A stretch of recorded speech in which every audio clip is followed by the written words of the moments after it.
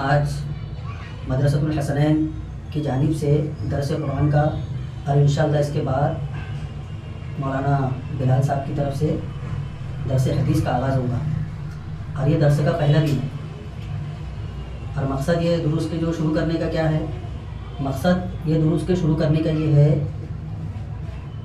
مدارس کے جو مقاصد ہے دینی علوم کو امت تک کے پہنچانا، امت تک کے جو پھیلانا، یہ مدارس کے جو مقاصد میں سے، تو وہ مقاصد کو بحسن خوبی زیادہ لوگوں تک پہنچانے کے لیے سوشل میڈیا کا استعمال کر کے زیادہ تر لوگوں تک پہنچانے کی ایک کوشش ہے۔ تو اب دیکھو، درس قرآن ہو یا درس حدیث ہو، یہ ایک بہت اہم کام ہے۔ قرآن کا درس اور حدیث کا جو درس ہے بہت اہم کام ہے اور علمی کام ہے۔ تو سب سے پہلے جو درس قرآن دینے والا ہے اسے چاہیے کہ وہ اللہ تبارک و تعالیٰ کے سامنے اپنی عاجزی اور انکساری کا اعتراف کرے، اور یہ دعا کرے کہ اللہ تبارک و تعالیٰ مجھے اخلاص کے ساتھ درس دینے کی توفیق عطا فرمائے۔ کہ سب سے پہلا کام یہی ہے۔ عام طور پہ ایسی چیزوں میں کیا ہوتا ہے، سوشل میڈیا وغیرہ کہ اس میں ایک ویڈیو ریکارڈ ہو رہی ہے، ویڈیو جو چل رہی ہے، تو یہ نفس کا جو خناس ہے نا، یہ بڑا خطرناک ہے۔ یہ شیطان جو بہت الگ فلم ہے، تو درس دینے والے کو جو ہے خود پسندی کے اندر مبتلا کر دے گا، درس دینے والے کو جو ہے تکبر کے اندر مبتلا کر دے گا، درس دینے والا کے اندر یہ طلب لا دے گا کہ میری جو شہرت زیادہ ہو۔ یہ سب شیطان جو ہے یہ سب ہتھکنڈے کرتا ہے۔ تو سب سے پہلے درس دینے والا ان چیزوں سے اللہ تبارک و تعالیٰ سے دعا مانگے کہ اللہ میری ان چیزوں سے حفاظت فرمائے۔ تو میں دعا گو ہوں کہ اللہ تعالیٰ میری اس طریقے کے جو میں نے ذکر کیا ہو تمام شرور و فتن سے اللہ میری حفاظت فرمائے،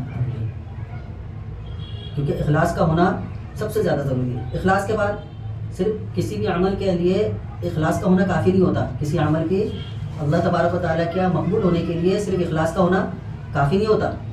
اخلاص ضروری ہے، لیکن اخلاص کے ساتھ ساتھ دوسرا مرحلہ آتا ہے علم کی درستگی کا، کہ جو علم میں آپ کے پاس پہنچا رہا ہوں یا آپ لوگ کسی کے پاس پہنچا رہے ہیں، وہ علم درست ہونا چاہیے۔ اور ہمارا یہ ماننا ہے کہ جو علوم قرآن و سنت کے علماء دیوبند کے ذریعے سے ہم تک پہنچے ہیں، علوم تو بہت لوگوں نے پہنچائے، صحیح پہنچانے کی کوشش بھی کی ہے، ہم ان کی نیتوں پر شک نہیں کرتے، لیکن ہم جو ہے علماء دیوبند، ہمارے اکابرین دیوبند پر ہم زیادہ اعتماد کرتے ہیں بنسبت دوسرے علماء کے۔ ہمارا یہ مطلب ہرگز نہیں ہے کہ دوسرے علماء نے جو دین پہنچائے ہیں ان کی نیت خراب تھی، انہوں نے صحیح نہیں پہنچایا ہے، جان بوجھ کر جو ہے انہوں نے دین کے جو علوم کو غلط طریقے سے پہنچایا ہے۔ ہمارا یہ کہنا نہیں ہے، ان کی نیتیں درست تھی، لیکن وہ خطا کر گئے، زیادہ غلطیاں کر گئے، اور ہم جو علماء دیوبند پر قرآن و سنت کے علوم میں علماء دیوبند پر ہم اعتماد کرتے ہیں۔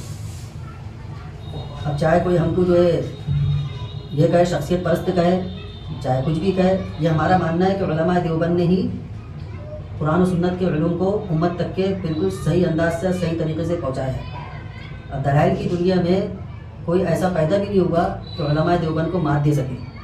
یہ بات میں شخصیت پرستی کی بنیاد پر یا عقیدت ہے، مجھے علماء دیوبند سے عقیدت تو ہے ہی، لیکن صرف عقیدت کی بنیاد پر نہیں کہہ رہا ہوں۔ الحمدللہ 40 سال کی عمر ہو چکی ہے، 40 سال کی عمر میں میں نے علماء دیوبند کی کتابوں کو بھی پڑھا، علماء بریلوی کی بھی کتابوں کو پڑھا، اور دیگر جتنے بھی جو ہے فرقے وغیرہ اور جو دوسری جماعت کے جو لوگ ہوئے سب کی کتابیں الحمدللہ پڑھا ہوں اور پڑھتا بھی ہوں تحقیق کے لیے۔ لیکن جو دلائل اور صحیح دلائل علماء دیوبند کی کتابوں میں نے پایا ہوں، وہ کسی کی کتابوں میں نہیں پایا۔ اب پھر علماء دیوبند میں بھی الگ الگ ایک کوالٹی ہے۔ ہمارے جو اکابرین جو گزرے، جیسے بھی علامہ تقی عثمانی صاحب ہیں، علامہ تقی عثمانی صاحب کو حدیث کے اندر جو ہے اگر دیکھنا ہے کسی حدیث کی کتاب، اب حدیث جو ہے کی حیثیت کیا ہے، صحیح ہے یا صحیح نہیں ہے، تو حضرت جو اس انداز سے کلام فرماتے ہیں کہ سارے حدیث کے معاملے میں جتنے بھی شکوک و شبہات ہیں سب کے سب دور ہو جاتے ہیں۔ میں جو حدیث وغیرہ کا درس دیتا ہوں تو اس میں زیادہ تر جو ہے میں علامہ تقی عثمانی صاحب کی جو تحقیق ہے، ان کی جو کتابیں حدیث پر، ان کتابوں کا مطالعہ میں زیادہ رکھتا ہوں۔ بہرحال یہ ہمارا جو ہے درس قرآن کا آج پہلا دن ہے، اور اللہ تبارک و تعالیٰ سے دعا کرتے ہیں کہ اللہ تعالیٰ اس چھوٹی سی کوشش کو قبول فرمائے اور اس کو پائے تکمیل تک بحسن خوبی اپنے فضل سے انجام دلائے۔ اور مجھے بھی سب سے پہلے اس پر عمل کرنے کی توفیق عطا فرمائے۔ آپ لوگوں سے زیادہ میں محتاج ہوں عمل کا، آپ لوگ میرے سے بہتر ہیں، میرے سے افضل ہیں، تو اللہ تعالیٰ مجھے سب سے پہلے عمل کی توفیق عطا فرمائے۔ اور میرے بعد اس درس کے ذریعے سے اللہ تبارک و تعالیٰ اپنے فضل سے ساری امت کو جو ہے ہدایت نصیب فرمائے۔ تو درس شروع کرتے ہیں۔ اعوذ باللہ من الشیطان الرجیم، بسم اللہ الرحمن الرحیم، الحمد للہ رب العالمین، الرحمن الرحیم، مالک یوم الدین، ایاک نعبد و ایاک نستعین، اہدنا الصراط المستقیم، صراط الذین انعمت علیہم غیر المغضوب علیہم ولا الضالین۔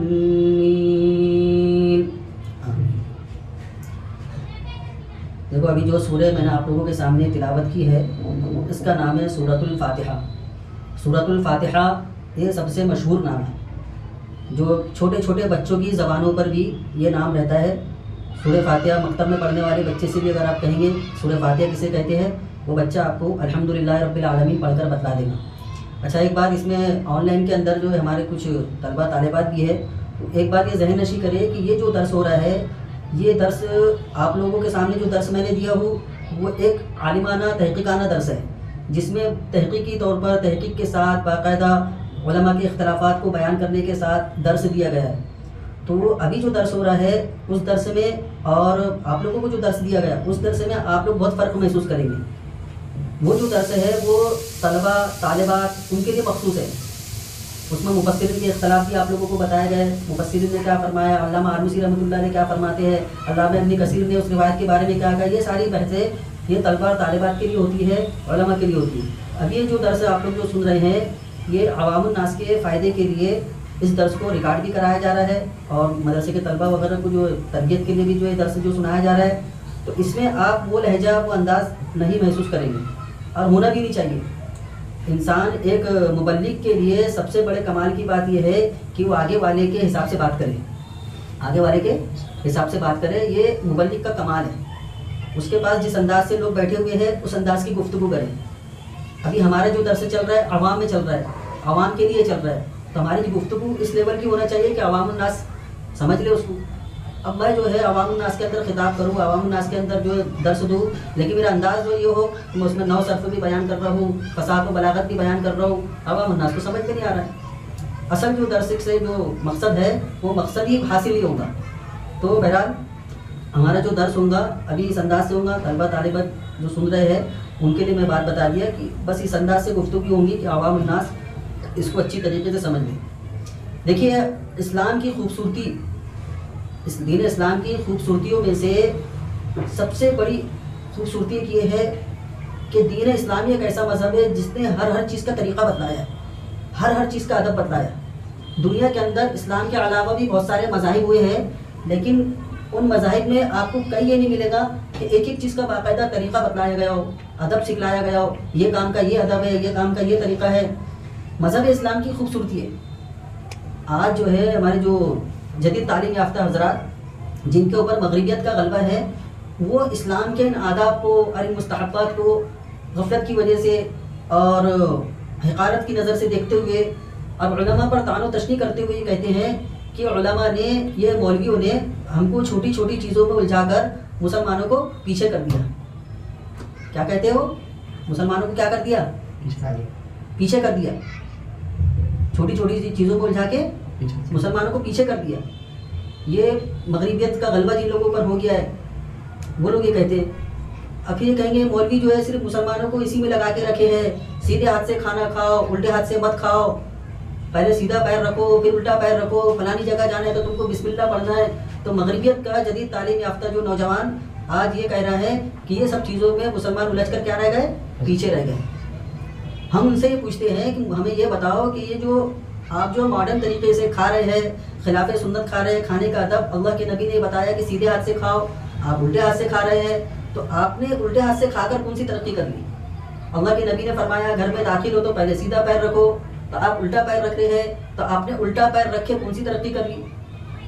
اور یہ عجیب ذہنیت، تو یہ مغربیت کے غلبے کے جو نوجوان نسل ہے ان کی ذہن عجیب ہو گیا ہے کہ اگر ایک بندہ اسلام کے آداب کی رعایت کرتے ہوئے سیدھے ہاتھ سے کھانا کھائے گا تو اس کی ترقی میں کون سی رکاوٹ ہو جائیں گی؟ دماغ میں آتی ہے بات کہ مولوی نے اگر ایک مسلمان کو یہ کہا ہے کہ بھائی سیدھے ہاتھ سے کھانا کھانا چاہیے، تو اب سیدھے ہاتھ سے کھانا کھا لے گا تو اس کی ترقی میں رکاوٹ ہو جائے گی۔ 1000 روپے کمانے والا 500 روپے کمائے گا، کون سی رکاوٹ پیدا ہوگی؟ کوئی رکاوٹ پیدا نہیں ہوگی۔ لیکن صرف جو ہے جانے انجانے میں اسلام کے دشمن بنے ہوئے، ایک تو اسلام کا وہ دشمن ہے جو کھلم کھلا اسلام کی مخالفت کرتا ہے، لیکن انجانے میں کچھ مسلمان بھی اسلام کے دشمن بنے ہوئے، اور وہ وہی مسلمان ہیں جن کو اسلام کی طور طریقے اور آداب کے اوپر اعتراض ہے، آداب کے اوپر اعتراض ہے۔ بہرحال میں یہ عرض کر رہا تھا کہ یہ اسلام کی خوبصورتی ہے کہ اسلام نے بہت ساری ہر چیز کا طریقہ سکھلایا ہے۔ تو اسی طریقے سے اللہ تبارک و تعالیٰ نے قرآن کے آداب بھی ہم کو سکھلائے ہیں کہ قرآن کو کیسے پڑھا جائے، قرآن پڑھنے سے پہلے ہم کو کیا کرنا ہے، اس کے بھی آداب جو ہے اللہ تبارک و تعالیٰ نے خود فرمایا فَإِذَا قَرَأْتَ الْقُرْآنَ فَاسْتَعِذْ بِاللَّهِ مِنَ الشَّيْطَانِ الرَّجِيمِ۔ تو ہم کو اس میں قرآن پڑھنے کا ادب بتلایا گیا ہے کہ جب بھی تم کلام اللہ کو شروع کرو تو شیطان مردود سے اللہ کی پناہ طلب کرو، اللہ کی پناہ میں آ جاؤ۔ یعنی کیا کہا کرو؟ اعوذ باللہ من الشیطان الرجیم کہا کرو۔ قرآن کے شروع کرنے سے پہلے جب بھی ہم تلاوت شروع کر رہے ہیں تو ہمیں اعوذ باللہ من الشیطان الرجیم پڑھنا ہے۔ اب یہ اعوذ باللہ من الشیطان الرجیم جو ہے یہ قرآن کریم کی کوئی صورت نہیں ہے، قرآن کی کوئی آیت نہیں ہے، یہ اللہ تبارک و تعالیٰ کی جانب سے استحباباً جو ہے بندوں کو حکم ہے۔ قرآن شروع کرنے سے پہلے اعوذ باللہ من الشیطان الرجیم پڑھنا یہ سنت عمل ہے۔ بعض علماء نے کہا کہ واجب ہے، فرض ہے، لیکن جمہور کا قول یہ ہے کہ یہ سنت ہے، اعوذ باللہ من الشیطان الرجیم پڑھنا سنت ہے۔ اب اعوذ باللہ من الشیطان الرجیم یہ قرآن شریف شروع کرنے سے پہلے کیوں کہا جا رہا ہے کہ اس کو پڑھو؟ قرآن شریف شروع کرنے سے پہلے اعوذ باللہ من الشیطان الرجیم کیوں کہا، پڑھنے کے لیے کیوں کہا جا رہا ہے؟ اعوذ باللہ من الشیطان الرجیم قرآن شریف شروع کرنے سے پہلے پڑھنے کے لیے اس وجہ سے کہا جا رہا ہے کیونکہ ہم جو کتاب پڑھنے جا رہے ہیں وہ بڑا عظیم کلام ہے، وہ بڑا عظیم کلام ہے، اور اس کے اندر جو ہے ہدایت پوشیدہ ہے، اس کے اندر ہدایت پوشیدہ ہے۔ بغیر قرآن کے، بغیر کلام اللہ کے کوئی شخص ہدایت یافتہ نہیں ہو سکتا۔ قرآنی آیات میں، اللہ کے کلام میں، اس کے تراجم میں، اس کی تفاسیر میں اگر اس کے معنی اور مفہوم کو صحیح طریقے سے سمجھے اور دل سے اگر دل کے اندر یقین رکھتے ہوئے کہ میں جو کلام اللہ کا جو کلام ہے اس کے ہر معنی اور مفہوم کو سمجھ کر اس کو اپنی زندگی میں اتاروں گا تو وہ ہدایت یافتہ ہوں گا۔ یہ چیز شیطان سمجھتا ہے۔ میں بارہ بتاتا ہوں نا، وہ جو شیطان کی جو فلم ہے نا بہت خطرناک فلم ہے، ہم لوگوں کو بارہا بولتا ہے اس کو ہلکے میں مت لو، شیطان کو ہلکے میں مت لو۔ جتنا زیادہ تم اس کو ہلکے میں لوں گے اتنا جو خرافات مچائے گا۔ آج دیکھو نا مدرسے میں کیا ہو رہا ہے، شیطان نے کیا کرا، خرافات میں مبتلا کر دیا، ہم کو پتہ بھی نہیں چلا ہم کب گمراہی کے راستے پر چلے گئے۔ قرآن پڑھ رہے جناب، قرآن پڑھتے نا آپ لوگ، صبح شام جو ہے قرآن کی تلاوت ہو رہی ہے، لیکن شیطان نے اپنا کام بتایا کہ نہیں؟ تو آپ لوگ جو ہے صبح شام قرآن کی تلاوت کر رہے ہیں، اللہ اللہ کر رہے ہیں، میں سمجھتا ہوں 8 سے 10 گھنٹہ جو اللہ اللہ کرنے میں جا رہا ہے، تو تم لوگ کے ساتھ جب ایسا کھیل کھیل سکتا ہے مدرسے کے طلبہ کے ساتھ، تو جو باہر ہے جو بالکل قرآن سے دوری ہے، قرآن سے دور ہے، نماز سے دور ہے، اللہ سے مانگنے سے دور ہے، ان کا کیا حال ہوتا ہوگا؟ تو شیطان جو سمجھتا ہے کہ یہ جو ہے اگر قرآن کو پڑھ لے گا، قرآن کو سمجھ لے گا تو یہ ہدایت یافتہ ہو جائے گا، اور صرف یہ ہدایت یافتہ نہیں ہوگا بلکہ دوسروں کی بھی ہدایت کا ذریعہ بن جائے گا۔ تو شیطان وسوسہ ڈالے گا، شیطان وسوسہ ڈالے گا، قرآن پڑھنے بیٹھیں گے اس کے کبھی جو وسوسہ ڈالے گا کہ مت پڑھو، چھوٹے موٹے وسوسے ڈالے گا، اور کبھی جو ہے اس قسم کے وسوسے بھی ڈال دیتا ہے، قرآن کی آیاتوں میں شکوک و شبہات بھی پیدا کر سکتا ہے۔ جیسا آج کل مارکیٹ میں بہت ناقابت اندیش لوگ ایسے گھوم رہے ہیں جن کو قرآن کی آیتوں پر ہی شک ہوتا، قرآن کی آیتوں پر شبہات ہیں ان کو، اور پھر طرح طرح کی جو ہے واحد باتیں ان کی زبانوں سے نکل رہی ہیں۔ تو یہ کیوں ہوا؟ یہ شیطان نے اچک لیا، شیطان نے اچک لیا۔ تو اللہ تبارک و تعالیٰ نے ادب بتلایا ہے کہ جب بھی جو ہے قرآن شریف شروع کرو تو اعوذ باللہ من الشیطان الرجیم پڑھا کرو۔ اعوذ باللہ من الشیطان الرجیم کا ترجمہ کیا ہے؟ اعوذ باللہ من الشیطان الرجیم، میں پناہ چاہتا ہوں اللہ کی، میں پناہ چاہتا ہوں اللہ کی شیطان مردود سے، یہ اس کا ترجمہ ہے، اللہ کی پناہ چاہتا ہوں شیطان مردود سے۔ تو یہ ایک دعا مانگ رہا ہے بندہ اللہ تبارک و تعالیٰ سے کہ اے اللہ میں تیرا کلام جو شروع کرنے جا رہا ہوں میری حفاظت فرما، میں جو تیرا کلام پڑھنے جا رہا ہوں میری حفاظت فرما، شیطان مردود کے وسوسے سے وہ جس طریقے سے شر کے اندر مبتلا کرتا ہے وہ سارے شر سے میری حفاظت فرما. اور بندہ اس طریقے سے دعا مانگ کے اپنی عاجزی اور انکساری کا اعتراف بھی کر رہا ہے. ایک طریقے سے اپنی عاجزی اور انکساری کا اعتراف بھی کر رہا ہے. کیا اعتراف کر رہا ہے کہ اللہ میں یہ کلام تو پڑھنے جا رہا ہوں لیکن جو شیطان مردود ہے اس کا مقابلہ میں نہیں کر سکتا. اس کا مقابلہ میں نہیں کر سکتا. میں اس کے وسوسوں سے نہیں بچ سکتا. میرے اندر اتنی طاقت نہیں ہے کہ میں اس کے وسوسوں کا کیا کر سکوں. بول لے بھائی، بول لے، نیند بھگ جائے گی. بول لے، وسوسوں کا مقابلہ کر سکوں. میں جو ہے میرے اندر اتنی طاقت نہیں ہے. اللہ اگر میرے اندر اتنی طاقت ہوتی کہ میں شیطان کے وسوسوں کا مقابلہ کر سکتا تو پھر میرے سے فلانا جو کام نہیں ہوتا نا. آدمی جو ہے بزبان حال اللہ سے کہہ رہا ہے، جیسے اب آپ ہی جو ہے فرما رہے میں اگر جو ہے اس طریقے سے شیطان کے وسوسوں کا مقابلہ کر سکتا تو میرے سے فلانا کام نہیں ہوتا جو فلانا کام ہوا تھا. مثال دے رہا ہوں، آپ سے کوئی کام ایسا ہوا نہیں ہے، مثال دے رہا ہوں میں. یعنی جس سے بھی کوئی غلطیاں سرزد ہو رہی ہے تو بندہ جو ہے اللہ تبارک و تعالیٰ سے عاجزی کے سامنے عاجزی اور انکساری کا اعتراف کر رہا ہے کہ بس اللہ تو ہی مجھے بچا سکتا ہے، تو ہی شیطان کے وسوسوں سے مجھے بچا سکتا ہے. ایک بزرگ ہے، میں ان کا نام بول رہا ہوں، انہوں نے بڑی اچھی مثال دی ہے، بڑی بہترین مثال دی ہے. میں نام بول رہا ہوں، ابھی جلدی جو ہے ان کی کتاب وغیرہ کے مطالعے میں آئی تھی تو انہوں نے اسی کی تفسیر میں جو ہے اسی کی تفسیر میں بڑا اچھا ایک واقعہ انہوں نے نقل کیا، اس کو سمجھایا ہے. اعوذ باللہ من الشیطان الرجیم پڑھنے والے کی جو ہے حیثیت کیا ہوتی ہے.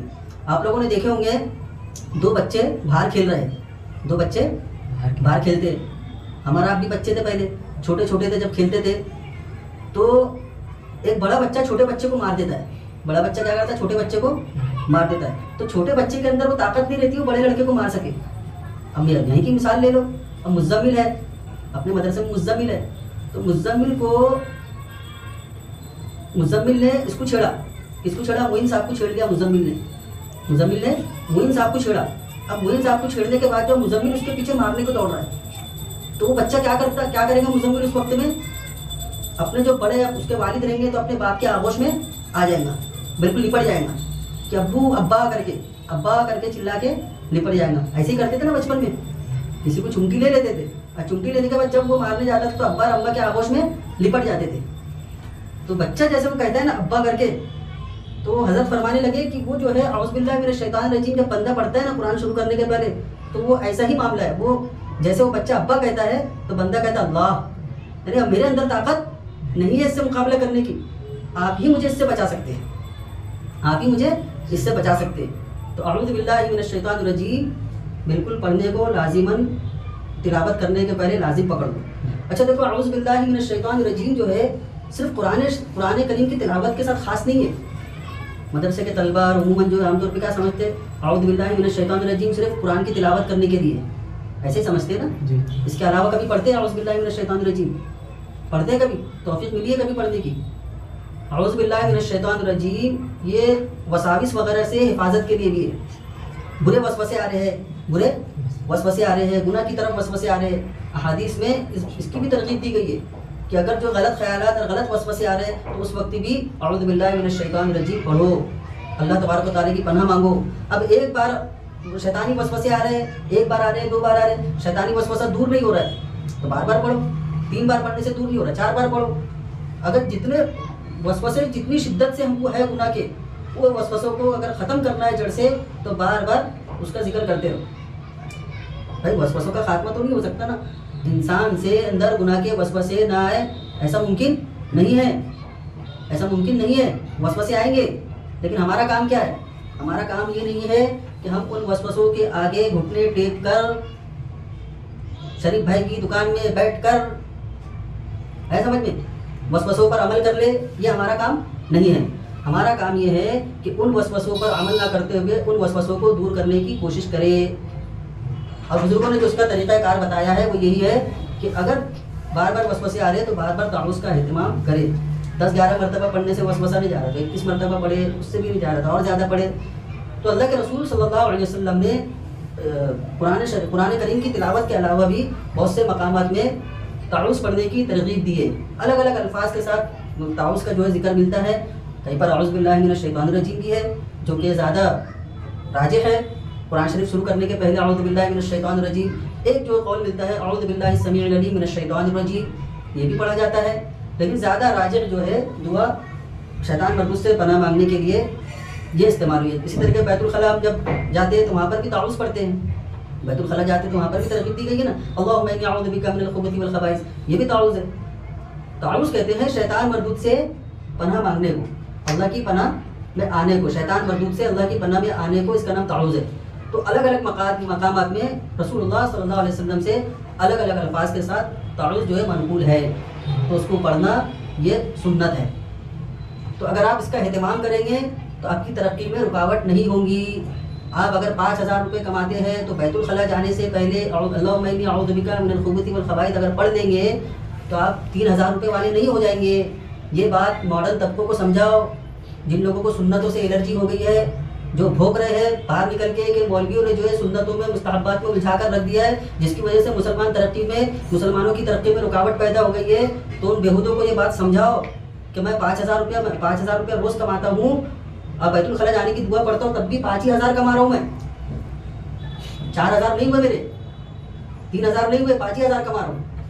میں فلاں جگہ سروس کرتا ہوں، فلاں جگہ جو سروس کرتا ہوں، میں انجینئر ہوں، میں ڈاکٹر ہوں، میں سنتوں کے ساتھ جو ہے ڈاکٹری کر رہا ہوں، میری ڈاکٹری میں کوئی فرق نہیں پڑا۔ یہ سمجھاؤ عملی طور پہ کر کے، یہ اندھے ہو گئے، مغربیت کی تقلید میں اندھے ہو چکے ہیں۔ ان کا کام ہے صرف مولوی کو طعن و تشنیع کرنا۔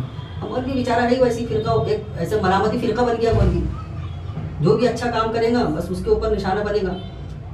لیکن یہ جو ہے مولوی کو جو طعن و تشنیع ملتی ہے نا، یہ وہ طعن و تشنیع ہے جو انبیاء کرام علیہ الصلوۃ والسلام کو ملا کرتی تھی۔ بہرحال اعوذ باللہ من الشیطان الرجیم قرآن کریم شروع کرنے سے پہلے پڑھنا چاہیے، سنت ہے۔ اس کا جو حکم اللہ تبارک و تعالی نے خود دیا ہے، فَإِذَا قَرَأْتَ الْقُرْآنَ فَاسْتَعِذْ بِاللَّهِ مِنَ الشَّيْطَانِ الرَّجِيمِ۔ اس کے بعد بسم اللہ الرحمن الرحیم ہے۔ بسم اللہ کا ترجمہ کیا ہے؟ شروع کرتا ہوں میں اللہ کے نام سے جو بڑا مہربان نہایت رحم کرنے والا ہے، جو بڑا مہربان نہایت رحم کرنے والا ہے۔ دیکھو سورہ فاتحہ کے شروع میں بھی آپ کو بسم اللہ الرحمن الرحیم لکھا ہوا ملے گا۔ ہمارے پاس جو قرآن کریم ہے اس میں ساری صورتوں کے اندر ہم بسم اللہ الرحمن الرحیم لکھا ہوا دیکھیں گے سوائے سورہ توبہ کے۔ تو بسم اللہ الرحمن الرحیم جو ہے سورہ نمل کی آیت کا جز ہے۔ بسم اللہ الرحمن الرحیم سورہ نمل کی آیت کا جز ہے، انہ من سلیمان و انہ بسم اللہ الرحمن الرحیم۔ لیکن جو ہے ہر سورت کا جز نہیں ہے، ہر سورت کا جز نہیں ہے۔ امام شافعی رحمۃ اللہ علیہ فرماتے ہیں کہ بسم اللہ الرحمن الرحیم ان کے دو قول ہے، ایک قول ان کا یہ ہے کہ سورہ فاتحہ بسم اللہ کا جز ہے، اور ایک قول ان کا یہ ہے کہ ہر سورت کا جز ہے۔ لیکن ہمارے یہاں جو ہے سورہ فاتحہ کسی سورت کا جز نہیں ہے۔ بسم اللہ الرحمن الرحیم سورہ فاتحہ کیا کسی بھی سورت کا جز نہیں ہے۔ ہاں البتہ قرآن کریم کی ایک آیت ہے، البتہ قرآن کریم کی ایک آیت ہے سورہ نمل کے علاوہ۔ سورہ نمل میں انہ من سلیمان و انہ بسم اللہ الرحمن الرحیم یہ تو ایک آیت کا جز ہے ہی، لیکن اس کے علاوہ پورے قرآن کی ایک آیت ہے۔ اسی لیے تراویح پڑھانے والوں کے بارے میں فقہاء کرام نے لکھا ہے، فقہاء کرام نے کیا لکھا ہے کہ اگر وہ تراویح پڑھانے والے حافظ صاحب تراویح پڑھا رہے ہیں تو پورے قرآن کریم میں کسی ایک جگہ پر بسم اللہ الرحمن الرحیم جہرن پڑھیں گے، بسم اللہ الرحمن الرحیم جہرن پڑھیں گے۔ جہرن سمجھتے ہیں؟ کسی کا نام ہے جہرن؟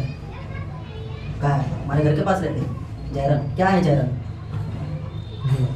ہاں جہرن سمجھتا ہے؟ بسم اللہ الرحمن الرحیم تراویح کی نماز میں ایک مرتبہ جہرن پڑھیں گے، کیا مطلب ہوا اس کا؟ فرمائیے دسو۔ پوری تراویح کی نماز میں بسم اللہ الرحمن الرحیم ایک مرتبہ جہرن پڑھنا ہے حافظ صاحب کو، تو کیا مطلب ہوتا ہے اس کا جہرن پڑھنے کا؟ لیٹ جانا، لیٹ کر پڑھنا ہے، لیٹ کے پڑھنا ہے اس کو۔ حافظ صاحب جو تراویح پڑھائیں گے، تراویح پڑھاتے پڑھاتے لیٹ جائیں گے، ویسا پڑھیں گے۔ جہرن پڑھنا ہے یعنی تیز پڑھنا ہے، آواز سے پڑھنا ہے، زور سے پڑھنا ہے۔ ارے خدا سرن، سرن کے معنی آہستہ، ارے بات سمجھ میں۔ تو کچھ الفاظ جیسے اپنے کو نہیں سمجھنا ہے نا تو پوچھ لیے، کبھی درمیان میں جو روک کے بھی پوچھ سکتے ہیں، اور کبھی درمیان میں روک کر نہیں پوچھنا اپنے کو تو لکھ کر پوچھ لیے، پوچھ سکتے ہیں، جائز ہے، جہنم میں نہیں ڈالیں گے اللہ تعالیٰ سے۔ ابھی جہرن کا مطلب نہیں معلوم تھا آپ کو، نہیں معلوم تھا نا؟ بہرحال تو ایک مرتبہ حافظ صاحب جو ہے جہرن پڑھیں گے، تراویح سنانا ہے نا تو یہ سب چیزیں معلوم ہونے کو ہونا۔ بسم اللہ الرحمن الرحیم پورے جو ہے تراویح میں ایک مرتبہ جہرن پڑھے گا امام۔ کیوں پڑھے گا؟ کیونکہ پورا قرآن کریم سننا کیا ہے؟ سنت ہے۔ تراویح میں مکمل قرآن سننا سنت ہے۔ اگر وہ ساری آیاتوں کو بسم اللہ الرحمن الرحیم کو ایک مرتبہ بھی زور سے نہیں پڑھے گا تو سننے والوں کی ایک آیت چھوٹ جائے گی۔ اچھا اب اس میں آج کل حافظوں نے کیا کر رکھے ہیں، حافظوں نے کیا کر رکھے ہیں معلوم ہے؟ ہم اپنے بچپن سے دیکھتے ہوئے آ رہے ہیں، ابھی کیا رواج ہے وہ نہیں معلوم ابھی کا۔ میں 1998 سے میں تراویح پڑھا رہا ہوں، 1998 سے میں دیکھتے ہوئے آ رہا تھا، میں نے 2014-15 تک کے کا تو مجھے یاد ہے۔ حافظ لوگ کیا کرتے تھے، سورہ اخلاص کو متعین کر کے رکھے تھے بسم اللہ الرحمن الرحیم زور سے پڑھنے پر۔ دیکھا آپ لوگوں نے یہ چیز، سورہ اخلاص میں ہی آ کے بسم اللہ الرحمن الرحیم زور سے پڑھا جاتا تھا۔ ایک مرتبہ اپنے تراویح کے اندر جو ہے دوسری جگہ میں نہیں پڑھتا تھا، سورہ اخلاص میں نہیں پڑھتا تھا، میں نے آج تک کے سورہ اخلاص میں بسم اللہ زور سے نہیں پڑھا، تو بڑا واویلا مچ گیا تھا مسجد میں۔ یہ سب مسجدوں میں بولے سورہ اخلاص کے ساتھ جو ہے سورہ اخلاص میں بسم اللہ پڑھی جاتی ہے، آپ کیوں نہیں پڑھتے؟ کامٹی کی جامع مسجد میں نہیں پڑھی جاتی تھی اور پھلوری مسجد میں نہیں پڑھی جاتی تھی، باقی اور زیادہ تر مساجد میں یہی ہوتا تھا، سورہ اخلاص متعین تھی بسم اللہ جہرن پڑھنے کے لیے۔ تو یہ ایسا نہیں ہے، کسی بھی سورے میں ایک مرتبہ بسم اللہ الرحمن الرحیم زور سے پڑھ لینا ہے، کسی بھی سورے میں بسم اللہ الرحمن الرحیم ایک مرتبہ زور سے پڑھ لینا ہے، اس کے لیے کوئی خاص سورے متعین کرنے کا حکم نہیں ہے۔ تو بسم اللہ الرحمن الرحیم قرآن کریم کی کسی صورت کا جز نہیں ہے، جتنی بھی صورتیں 114 صورتوں میں سے کسی بھی صورت کا جز نہیں ہے۔ اب بسم اللہ الرحمن الرحیم جو ہے یہ نماز میں پڑھنا واجب ہے یا نہیں؟ جب ہم نماز شروع کر رہے ہیں تو نماز شروع کرتے وقت ثنا سبحانک اللہم پڑھیں گے اور اس کے بعد اعوذ باللہ اور بسم اللہ پڑھ کر سورہ فاتحہ شروع کی جائیں گی۔ اعوذ باللہ اور بسم اللہ پڑھ کے سورہ فاتحہ شروع کی جائیں گی۔ آ رہی بات سمجھ میں؟ اب یہ بسم اللہ الرحمن الرحیم جو لوگ سورہ فاتحہ کو جہرن پڑھنے کے قائل ہیں، جو لوگ جو ہے سورہ فاتحہ کے اس بات کے قائل ہے جو لوگ کہ بسم اللہ الرحمن الرحیم اس کا جز ہے، اس کا سورہ فاتحہ کا بسم اللہ الرحمن الرحیم سورہ فاتحہ کا جز ہے، جو لوگ اس کے قائل ہیں وہ لوگ یہ کہتے ہیں کہ سورہ فاتحہ اسی وقت مکمل ہوں گی جب بسم اللہ الرحمن الرحیم پڑھیں گے، سورہ فاتحہ اسی وقت مکمل ہوں گی جب بسم اللہ الرحمن الرحیم پڑھیں گے، کیونکہ ان کے نزدیک سورہ فاتحہ بسم اللہ کے ساتھ ہے، بسم اللہ الرحمن الرحیم ہوگی تب سورہ فاتحہ ہوگی۔ لیکن ہمارے یہاں ایسا نہیں ہے، ہم لوگ جو اس کو سورہ فاتحہ کو جز نہیں مانتے۔ چلیے بہرحال یہ فقہی بحث ہے تو اس میں پڑھنے کی ضرورت نہیں ہے۔ اب دیکھیں بسم اللہ الرحمن الرحیم میں اللہ تبارک و تعالیٰ کا پہلے جو ہے ذاتی نام استعمال ہوا ہے، پہلے اللہ تبارک و تعالیٰ کا ذاتی نام استعمال ہوا ہے، اللہ اللہ اللہ، یہ اللہ تبارک و تعالیٰ کا ذاتی نام ہے۔ اور یہ لفظ اللہ ایک ایسا نام ہے اللہ تبارک و تعالیٰ کا کہ اس میں اللہ تبارک یہ تمام صفتیں، اللہ تبارک و تعالیٰ کی جتنی بھی صفتیں، اللہ تبارک و تعالیٰ کی جتنی بھی صفتیں ہیں وہ ساری صفتیں اس کے اندر شامل ہے۔ یہ کلاس والوں کا زوم جو ہے وہ بند ہو گیا ہے تو اس کو پھر سے جوڑ لیتے ہیں ان کو کلاس والوں کو۔ بس یہ بسم اللہ کی مختصر سی وہ کر کے انشاءاللہ درس کو یہیں ختم کر دیا جائے گا۔ یہ کلاس والوں کو جوڑ لو، ہمارے جو اسٹوڈنٹس ہیں بیچارے بہت دلچسپی سے سنتے ہیں اور سوتے ہوتے نہیں ہیں وہ درس کے دوران۔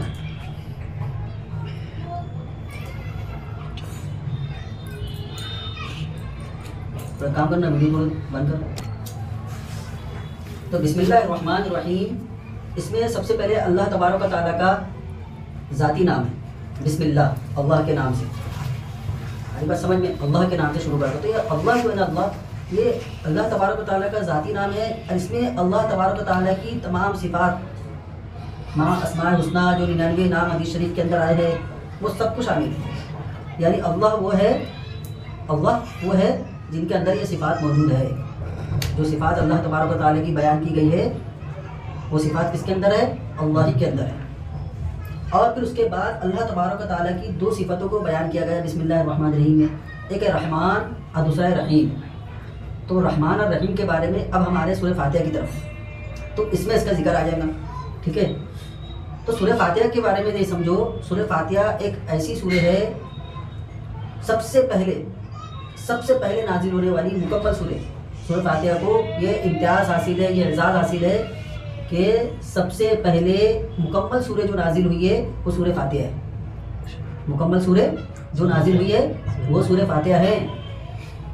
اقرأ بسم ربک الذی سب سے پہلی آیت ٹھیک ہے. کون سے پارے میں اقرا بسم ربک الذی؟ 30 پارے میں. ماشاء اللہ جاگ رہے ہو. میں جو درس دیتا ہوں نا ایسے پوچھتے رہتا ہوں, اس سے سمجھ میں آتا جاگ رہے ہیں کہ بھاگ رہے ہیں. آئے ہو سمجھ میں؟ وہ ویسا وہ جو دوسرے مقرر لوگ کرتے ہیں نا بالکل ایک دم ویسا نہیں کرتا ہوں, کیونکہ درس جو میں سنا رہا ہوں جن لوگوں کو, ابھی تو فی الحال آپ لوگوں کو سنا رہا ہوں نا, تو وہ سننے والے جاگے رہنے کو نا.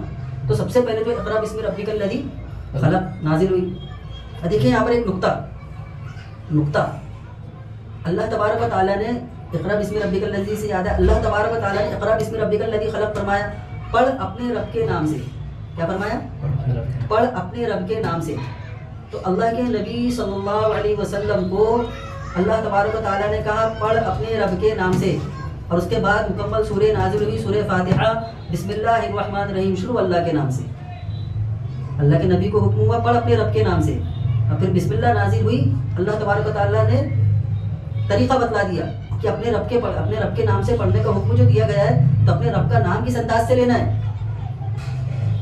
اللہ تبارک و تعالیٰ نے نبی کریم صلی اللہ علیہ وسلم کو اور نبی کریم صلی اللہ علیہ وسلم کے ذریعے سے قیامت تک کے آنے والے انسانوں کو یہ حکم دیا کہ پڑھ اپنے رب کے نام سے.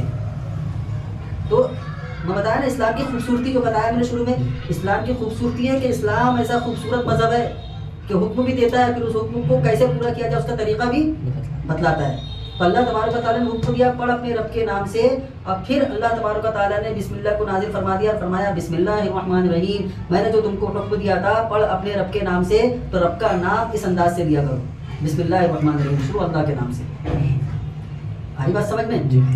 تو سورہ فاتحہ یہ اعزاز حاصل ہے کہ سورہ فاتحہ ایک مکمل سورہ, پہلی ایسی سورہ ہے جو مکمل طور پر نازل ہوئی ہے. نہیں تو مختلف جو سورہ نازل ہوئی ہے مختلف کچھ سورہ کی کچھ آیتیں نازل ہوتی تھی, پھر دوسرے سورہ کی کچھ آیتیں نازل ہوتی تھی, پھر تیسرے سورہ کی کچھ آیتیں نازل ہوتی تھی. اور سورہ فاتحہ ایک ایسی سورہ ہے جو پورے قرآن کا خلاصہ ہے. سورہ فاتحہ ایک ایسی سورہ ہے جو پورے قرآن کا خلاصہ ہے. اگر انسان سورہ فاتحہ کو اس کے معنی اور مفاہیم کو جو معجزانہ طور پر اس کے اندر جو علوم پوشیدہ ہے, معجزانہ طور پر جو علوم اس کے اندر پوشیدہ ہے جو ہم کو نظر نہیں آ رہے, جب اہل علم کے پاس بیٹھو گے, اہل علم سے سیکھو گے, ہے سمجھ میں, اپنے سے کتابوں سے نہیں, اپنے خود سے کتابیں کھول کر بیٹھ گئے عالموں کے بغیر, علماء کے بغیر, اس سے علم نہیں آئے گا, اس سے ضلالت پھیلے گی. اس سے کیا ہوگا؟ ضلالت پھیلیں گی, گمراہی پھیلے گی. کوئی شخص اگر یہ چاہے کہ میں ڈاکٹری کی کتاب پڑھ کے ڈاکٹری کرنے لگ جاؤں تو وہ کیا کرے گا؟ وہ قبرستان آباد کرے گا. کوئی اگر شخص یہ سوچ لے کہ میں ڈاکٹری کی کتاب پڑھ کے ڈاکٹری کرنے لگ جاؤں, کوئی ڈاکٹر کے پاس سیکھوں نہ جا کر, تو وہ کیا کرے گا؟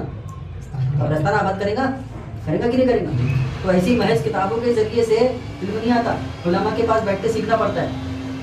ہم جو یہاں بیٹھ کر جو آپ کے سامنے جو بول رہے ہیں یہ ایسی کتابوں سے نہیں پڑھے ہم نے علماء کے سامنے بیٹھ کر سیکھے.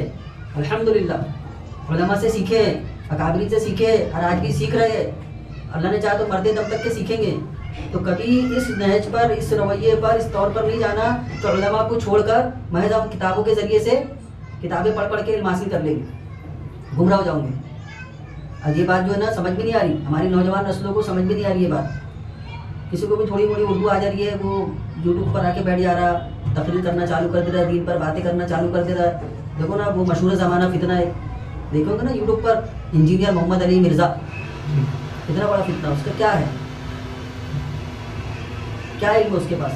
بغیر علماء کے, بغیر استاد کے, محض جو اردو کتابوں کے ذریعے سے دین پھیلانے نکلا. ہو سکتا ہے اس کی نیت اچھی ہوگی, ہم جو ہے بغیر تحقیق کے کسی کے بارے میں یہ نہیں بول سکتے کہ اس کی نیت بھی خراب ہو, اس کی نیت اچھی ہوگی, لیکن اس نے جو ہے علماء کا دامن چھوڑ کے, علماء کی تحقیق کو نکار کر کے, جنہوں نے پوری زندگی حصول علم دین کے اندر لگا دی, ان لوگوں کو چھوڑ کر اپنی عقل کا استعمال کر کے دین کو سمجھنا چالو کیا. کیا ہو رہا ہے آج؟ خود بھی گم رہا ہے اور ہزاروں لاکھوں لوگوں کو اب تک کے گمراہ کر چکا ہے. تو ایسا نہیں کرنا ہے. مدرسے سے پڑھنے کے بعد جو علم ہمارے پاس ہے اس علم کو پھیلانا ہے, اور علماء کے پاس بیٹھ کے سیکھنا ہے. علماء کے پاس بیٹھ کے سیکھنا ہے. عالم بھی بننے کے بعد سیکھو, عالم بھی ہونے کے بعد سیکھو. عالم ہونے کے بعد جو ہے نا, اصل جو ہے درس نظامی پڑھنے کے بعد عالم نہیں ہوتا. درس نظامی پڑھنے کے بعد جب وہ مطالعہ کرتا ہے, کتابوں کا شغف رکھتا ہے, تو اس کے بعد عالم بننے کی شروعات ہوتی ہے. درس نظامی عالمیت نہیں ہے. حضرت علامہ عثمان غنی صاحب رحمۃ اللہ علیہ جو نصر الباری کے مصنف ہے، وہ فرماتے ہیں درس نظامی کا مکمل کرنا عالم ہونا نہیں ہے، درس نظامی کا مکمل ہونا یہ عالم ہونے کی تیاری ہے. کیا یہ اب تیاری ہو رہی ہے؟ جو 7-8 سال جو ہے آپ نے مدرسے میں دیے ہیں، اب اس کے بعد تم کتابوں کا شغف رکھو، مطالعے کے جو ہے مطالعے میں اپنی قوت پیدا کرو اور زیادہ سے زیادہ مطالعہ کرو، تب جا کے تم اب عالم بنو گی. اب تم کو علم آئے گا. لیکن ہمارا کیا ہوتا ہے، درس نظامی پڑھ دیے بس بن گئے مولانا صاحب، مفتی صاحب. ہمارا ایسی مزاج ہے نا، ہم درس نظامی پڑھ کے سمجھتے کہ بہت بڑے علامہ بن گئے، اب ہم کو کسی سے کچھ پوچھنے کی ضرورت ہی نہیں ہے. تو ایسا نہیں کرنا ہے، اس روش پر مت چلنا. پڑھنے کے بعد علماء سے جڑ کر رہوں گے تبھی جو ہدایت پر رہوں گے. تو بہرحال سورہ فاتحہ کو یہ اعزاز حاصل ہے کہ سورہ فاتحہ وہ سورہ ہے جو مکمل سورہ سب سے پہلے نازل ہوئی، اور سورہ فاتحہ جو پورے قرآن کا خلاصہ ہے. اس کے علوم و معارف پر جب انسان غور کرے گا تو دین کے جتنے بھی احکامات دین کے تفصیلی طور پر دیگر آیتوں کے اندر بیان ہوئے ہیں، وہ اجمالی طور پر اس کے اندر موجود ہے. اجمالی طور پر اس کے اندر موجود ہے. اور پھر دیکھیے سورہ فاتحہ کے اندر اللہ تبارک و تعالیٰ نے ادب سکھلایا ہے. اللہ نے دعا مانگنے کا حکم دیا بندوں کو، دعا مانگنے کا حکم دیا نا کہ اللہ سے دعا مانگو، اس کا حکم دیا گیا. ادعو ربکم، پڑھ لے بھائی، ہم کو بھی تسلی ہو جائے گی. قرآن یاد ہے آپ کو؟ ادعو ربکم، ہاں نہیں معلوم؟ فاستجیب لکم، تم اپنے رب کو پکارو، اپنے رب سے مانگا کرو، وہ تمہاری دعا کو قبول کرے گا. ہے سمجھ میں؟ تو اللہ تبارک و تعالیٰ نے دعا مانگنے کا حکم دیا ہے، اللہ سے مانگو. تو یہاں پر سورہ فاتحہ میں دعا مانگنے کا طریقہ بھی سکھلایا گیا ہے. سورہ فاتحہ میں دعا مانگنے کا طریقہ سکھلایا گیا ہے. پہلے کی جو 3 آیتیں ہیں، پہلے کی 3 آیتوں کے اندر اللہ تبارک و تعالیٰ نے حمد و ثنا بیان کی ہے. اللہ تبارک و تعالیٰ نے اپنی حمد بیان کی ہے. الحمدللہ رب العالمین الرحمن الرحیم مالک یوم الدین، یہ تینوں آیتوں کے اندر حمد و ثنا ہے. تو یہاں پر دعا مانگنے کا طریقہ سکھلایا جا رہا ہے کہ تم جب اللہ تبارک و تعالیٰ سے دعا مانگو تو پہلے اللہ کی حمد بیان کرو، اللہ تبارک و تعالیٰ کی ثنا بیان کرو، اور اس کے بعد دعا مانگو. ایاک نعبد و ایاک نستعین، یہ جو ہے ایاک نعبد و ایاک نستعین، اس کے اندر جو ہے اللہ کی حمد بھی ہے اور دعا بھی ہے. اس کے اندر حمد بھی موجود ہے اس آیت میں اور دعا بھی ہے. تو دعا مانگنے کا طریقہ یہ ہے کہ سب سے پہلے اللہ تبارک و تعالیٰ کی حمد بیان کی جائے، اللہ کی حمد بیان کی جائے. اس کے بعد جو درود شریف پڑھا جائے، اللہ کی حمد کے بعد درود شریف پڑھا جائے، رسول اللہ صلی اللہ علیہ وسلم پر درود بھیجے. اس کے بعد دعا مانگے، اور دعا مانگنے کے بعد پھر درود شریف پڑھے. تو قوی امید ہے کہ اس کی دعا قبول ہوگی، قوی امید ہے کہ اس کی دعا قبول ہوگی. کیوں؟ کیونکہ اللہ تبارک و تعالیٰ جو درود شریف قبول کرے گا، اللہ تبارک و تعالیٰ اس کا درود قبول کرے گا نا. درود پڑھ رہے ہو تو قبول ہونا ہی ہے، اور آخر میں بھی درود پڑھے گا تو وہ بھی قبول ہوگا. تو شروع والا بھی قبول ہوگا، آخر والا بھی قبول ہوگا. بچا صرف بیچ والی دعا. درود بھی تو دعا ہے نا، کہ انسان اللہ تبارک و تعالیٰ سے دعا مانگتا ہے کہ اللہ رسول اللہ صلی اللہ علیہ وسلم پر رحمت نازل فرما، خاص رحمت نازل فرما. یہی نبی کریم صلی اللہ علیہ وسلم کے لیے ہم دعا کرتے ہیں. تو پہلے والی دعا بھی قبول ہو رہی ہے، آخر والی بھی دعا قبول ہو رہی ہے. اب بیچ میں جب ہم اپنے مطلب کی چیزیں مانگ رہے ہیں تو اللہ تبارک و تعالیٰ کو امید ہے ترس آ جائے گا کہ میں نے جو پہلے والی بھی قبول کر رہا ہوں، آخر والی بھی قبول کر رہا ہوں، تو بیچ والی بھی قبول کر لو. بیچارہ زکریا کچھ مانگ رہا ہے، اچھی بیگم عطا فرما، اچھا جو ہے میرے کو گھر عطا فرما، تو وہ بھی قبول کر لو. تو دنیا مانگنا ہو، بیگم مانگنا ہو، جو بھی مانگنا ہو، کس سے مانگنا ہے؟ اللہ سے مانگنا ہے، اور آداب کے ساتھ مانگنا ہے. ادب کیا سکھلایا گیا؟ ادب یہ سکھلایا گیا ہے کہ پہلے حمد و ثنا بیان کی جائے، جیسے کہ سورہ فاتحہ میں الحمدللہ رب العالمین الرحمن الرحیم مالک یوم الدین.